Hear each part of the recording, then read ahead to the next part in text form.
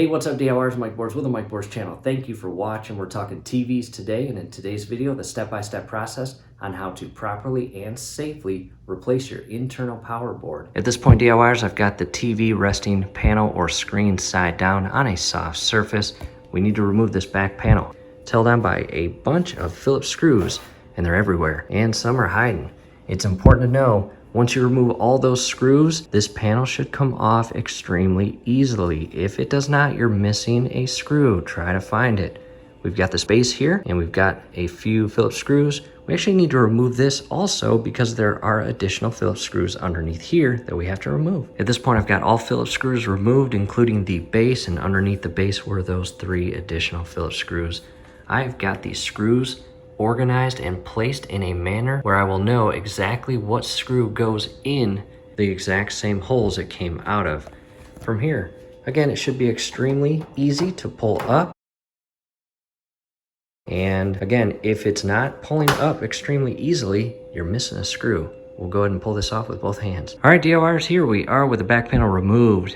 And check this out, you have much better access to every single part inside your TV. A lot going on. However, you got 2 boards. Sometimes you have 3 in the event that you have a smaller green one. That's your TCON board. We just have a main board and a brown power board. And does that look familiar? Yes, it does. That's what your power cable connects to on the back portion of your TV and then feeds to your wall-mounted outlet. And once you plug the TV into your wall-mounted outlet, the power flies through the cable into this connection and provides electrical power to your main board, and then your electrical power feeds out of your main board to your main board and is sent out to several additional parts. However, again, we are going to replace the main board. You've got 2 connection points, one on the upper right, and just be careful as you remove these.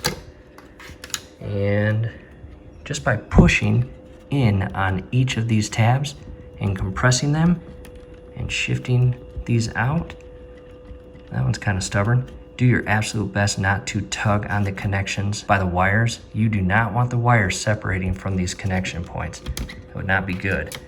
Next, you've got screws, one on the upper left, upper right, and you've got 2 that feed into that power connection and lower left. Go ahead and remove all of those. Take your time, do not rush. Making progress, all the screws are removed. Very carefully shift this power board up and off.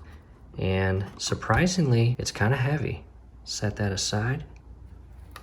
And we are going to go grab the new power board. Here it is in the box, and I'll carefully remove it from the box and unwrap it from the packaging. Brand new main power board removed from the box. Let's go ahead and carefully remove it from the packaging. And it looks like it came with the connection point that feeds to the upper right portion. So I'm going to come over here and carefully remove this and put the new board in with the new connection. I'll set that aside.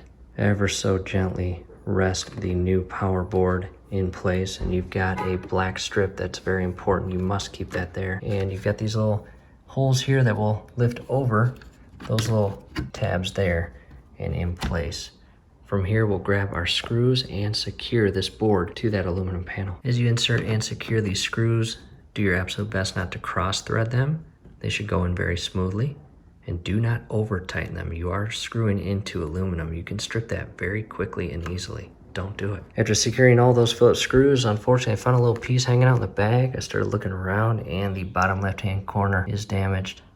Hopefully yours does not come damaged. We are going to re-secure the orange connections, and in our case, the 12 was on top. Make sure you do that properly.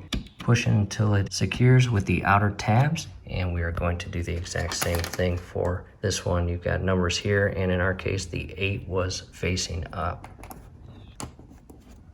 Just like that. Make sure it is locked in place. From here, take a couple seconds and make sure you're not leaving anything behind. And if there's any dust on the inner portion panel here, go ahead and remove it. What we'll do next is go grab the back panel, carefully align it and rest it in place. Do your best to do that safely and gently because you do not want to harm any additional parts as you do that. I've gently realigned and rested the back panel in place, and before you start inserting screws, make sure all the screw holes are visible the entire way around the TV. At this point, I've got all the screws inserted and secured. Do your best not to over tighten them. That would not be good. You'll run into cracking plastic. We also inserted and secured the base. All right, DIYers, everything's put back together. TV is upright. I folded up the blanket, and we are going to turn the TV on to test the power board. Now, this TV, unfortunately, is damaged. We are going to be replacing the front panel. Check that out. We got vertical lines and unfortunately an impact point. It's up and running. So the power board is working, and what we'll do is reconnect it to everything. However, we are going to again make a step-by-step video on how to replace this front panel to get rid of